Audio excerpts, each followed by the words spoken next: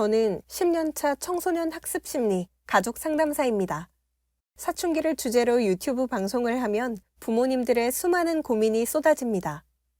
사춘기 시작하면서 하루도 안 싸운 날이 없어요. 어제는 스마트폰 그만하고 공부하랬더니 대드는 거예요. 너무 화가 나서 소리 지르고 스마트폰은 던져서 깨버렸어요. 제가 애한테 왜 그러는지 모르겠어요. 저는 차라리 아이랑 싸우기라도 했으면 좋겠어요. 저희 애는 하루 종일 방에서 나오지도 않아요. 무슨 일 있냐고 물어보면 대답도 안 해요. 대체 무슨 고민이 있는지 알 수가 없어서 답답해요. 도대체 사춘기가 뭐길래 부모와 자녀를 힘들게 하는 걸까요? 사춘기는 신체, 정신, 마음의 삼박자에 균형이 깨져 흔들리는 시기입니다. 화가 났다, 슬펐다, 감정이 널뛰입니다. 학업과 교우관계 고민으로 짜증이 늘고 자율성이 커지면서 부모의 말에 반항도 합니다. 사춘기 아이의 부모는 통합적인 관점으로 아이를 이해하고 아이가 멘탈을 다잡을 수 있게 중심을 잡아줘야 합니다. 멘탈은 정신력을 뜻하지만 사춘기 멘탈은 조금 다릅니다. 공부할 때는 회복 탄력성, 교우 관계에서는 마음의 힘, 어려운 상황을 만났을 때는 문제 해결 능력을 뜻합니다. 아이가 사춘기 멘탈을 키워서 사춘기를 잘 통과할 수 있으려면 부모는 어떤 역할을 해주어야 할까요? 첫 번째, 아이의 말대꾸를 받아주세요. 사춘기 아이들은 부모에게 친절하지 않습니다. 말이 짧아지고 말 속에는 항상 짜증이 들어 있습니다. 엄마가 한마디 하면 말대꾸는 기본입니다. 부모는 자녀가 말대꾸를 하면 무시당하는 기분과 부모로서 리더십이 흔들리는 것 같은 위기감을 느낍니다. 그래서 더 엄하게 훈육해서 아이를 꽉 잡으려고 합니다. 사춘기 자녀에게 부모가 가장 하지 말아야 하는 행동은 아이의 말대꾸를 반항이라고 여겨 강압적으로 훈육하는 것입니다. 부모가 강압적으로 훈육하면 사춘기 아이의 잠재된 화는 집에 있는 형제나 학교의 약한 친구에게 향합니다. 이것이 학교 폭력으로 이어지기도 합니다. 말대꾸는 자기 논리를 세워가는 과정입니다. 아이의 말을 끊거나 무시하지 말고 존중해 주세요. 어떨 때는 부모가 져주기도 해야 합니다.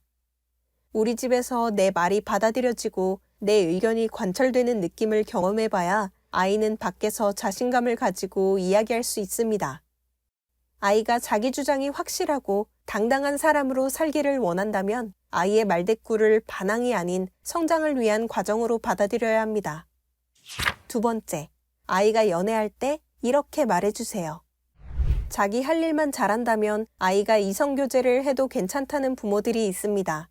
다시 말하면 성적이 떨어지지 않는 조건으로 허용한다는 뜻입니다. 이를 이중 메시지라고 하는데요.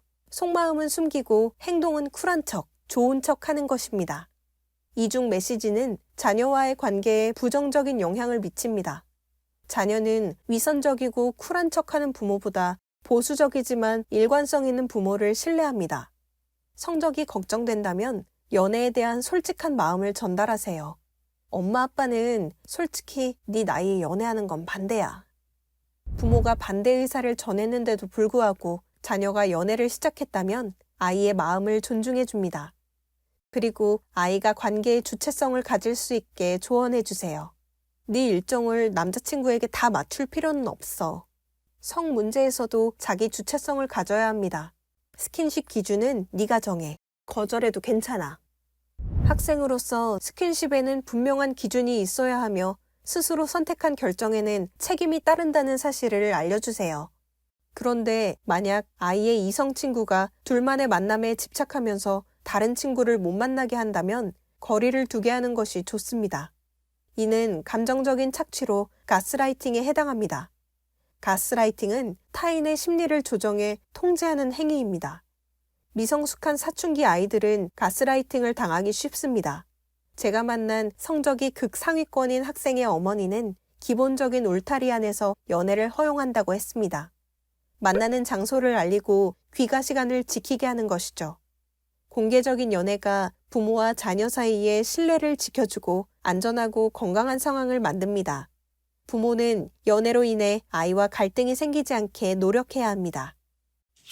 세 번째, 아이가 공부에 집중하지 못할 땐 이 증상인지 확인하세요. 사춘기 공부는 대입과 직결됩니다. 말해도 안 듣겠지 하고 부모가 모든 걸 내려놓으면 아이의 학습에 공백과 유실이 생깁니다.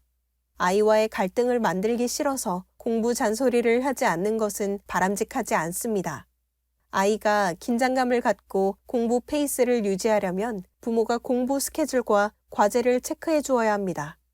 아이가 성적이 안 좋더라도 게으르다, 의지가 없다처럼 아이를 비난하는 말은 하지 않아야 합니다.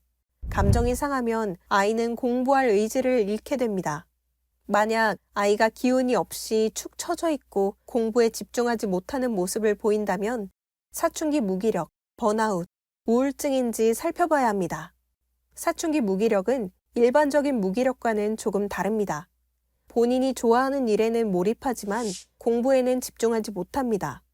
번아웃은 공부를 열심히 하던 아이의 에너지가 모두 소진된 상태입니다.